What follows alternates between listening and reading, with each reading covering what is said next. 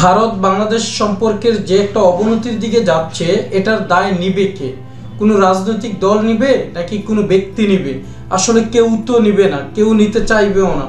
সবচেয়ে বড় কষ্ট লাগে ওই জায়গাটার মধ্যে। ভারত হচ্ছে বাংলাদেশের সবসময়ের একটা মিত্র দেশ।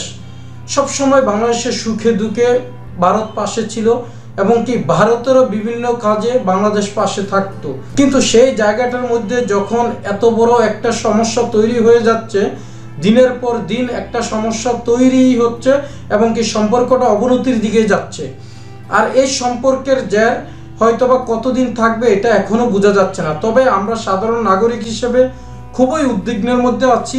এটা যে ভারত তো আমাদের বন্ধু প্রতিম দেশ, সেই জায়গায় যদি ওই দেশটাকে আমরা শত্রুতে পরিণত করে ফেলি, অথবা ভারতের তো বন্ধু প্রতিম দেশ বাংলাদেশ, এখন ভারতের মানুষ যদি বাংলাদেশকে শত্রুতে পরিণত করে, তাহলে এই দুই প্রতিবেশী দেশের সম্পর্কটা এতটা জটিলতার পিছনে আসলে কারা দায়ী? এই প্রশ্নটা কিন্তু সবার মনেই এখন ঘুরপাক খায়। তবে এই সম্পর্কের যে একটা মধুরতা ছিল, সেই মধুরতা দিন দিন এটা হারিয়ে যাচ্ছে এবং কি আরও সম্পর্কের অবনতির দিকে যাচ্ছে।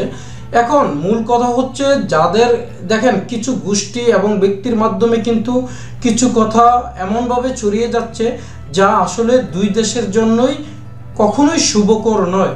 যেমন কিছু ব্যক্তি কিন্তু বাংলাদেশেরও কিছু ব্যক্তি অলরেডি বলতেছেন, যা মিডিয়ার মাধ্যমে পাবলিশড হচ্ছে, যে যাদের কাছ থেকে আমরা স্বাধীনতা হরণ করেছিলাম, বিশেষ করে পাকিস্তানের কাছ থেকে, বলতেছে আমরা পাকিস্তানের সাথে দরকার মিশে যাব। কিন্তু এই কথাগুলো কারা বলছে একটু খতিয়ে যদি দেখা হয়, দেখবেন যে তারা কখনোই চায়নি যে ভারত বাংলাদেশ ভালো একটা সম্পর্কের মধ্যে দিয়ে যাক। হয়তোবা তারা বিভিন্ন সুযোগের অভাবে ছিল, এখন সুযোগ পেয়েছে, বিভিন্নভাবে তারা এগুলো উগরে দিচ্ছে। কিন্তু তাদের এই কথার কারণে যখন হাজার হাজার মানুষ ক্ষতিগ্রস্ত হয় বিভিন্ন সেক্টরে, যেমন আপনার বিচার একটা বিষয় আছে, বাণিজ্যিক একটা বিষয় আছে, এই দুটো বিষয় হচ্ছে খুব ইম্পর্টেন্ট বিষয়। এই দুটো বিষয়ে যখন হাজার হাজার মানুষ ক্ষতিগ্রস্ত হয়, তার দায় কি ওই ব্যক্তিগুলো নেবে?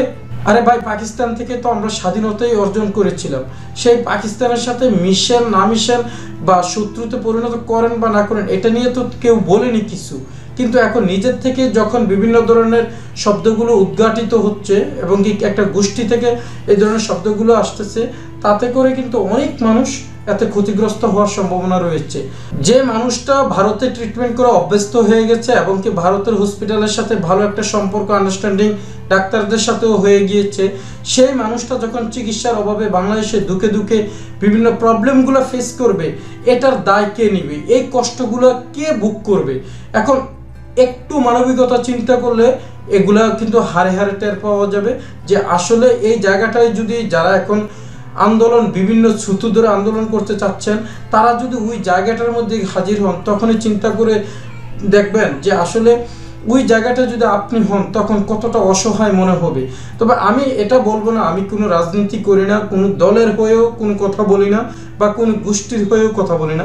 আমি শুধু চাই দুদেশের সম্পর্কটা স্বাভাবিক হোক এবং কি যেহেতু ভারতের সাথে বাংলাদেশের সবচাইতে বেশি বাণিজ্যিক সম্পর্ক, ওই সম্পর্কটা যেন অটুট থাকুক।